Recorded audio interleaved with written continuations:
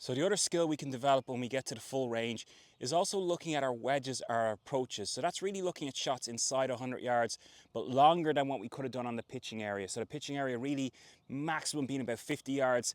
Let's look at what we can do, maybe about 75, 80 yards, because that's a kind of a yardage that we might find ourselves a lot in. So what we need to do is get really, really good at that 75-yard distance. Now, as we're standing here, got my rangefinder here, I've zapped this white flag over here, and it's about 77 yards to that white flag. So again, very similar to the other task that we'd like you to do, always with the same amount of golf balls, correlating a score, so you can really keep tabs of your own development. So if we said that's about 75 yards, I'm going to put this rangefinder away.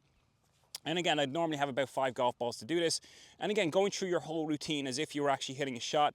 And for me, always club face down first, then align my body. And for me, this 75 yards, I'm hitting it with my 56, and it's about a 3/4 length swing.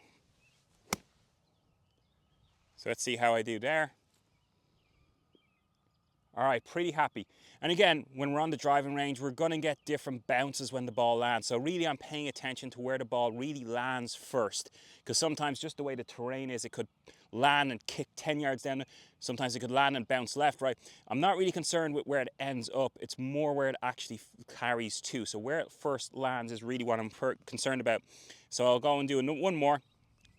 And again, here's where I could play around with a little bit of trajectories if I really wanted to get a little bit adventurous. But really, I'm just trying to get as comfortable with that yardage as I can. So if I ever really have to lay up in a par 4, or if I ever get out on the golf course and I'm a similar yardage, like I know this one like the back of my hand. So again, 3/4 length. And that should be, again, about 75.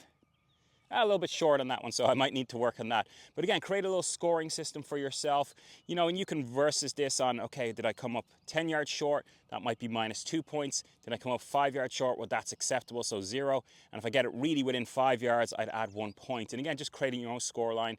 And as you go, just keeping that correlator is really important. But a very, very important part of the game, this scoring game, because it can help you when you're looking to probably make, or potentially make a birdie on a par 5, but also if you're in trouble off the tee in a par 4, this can be the one that really saves you shots. Get very, very good around that 75-yard range, and you'll feel you're kind of really, really improving your wedge game.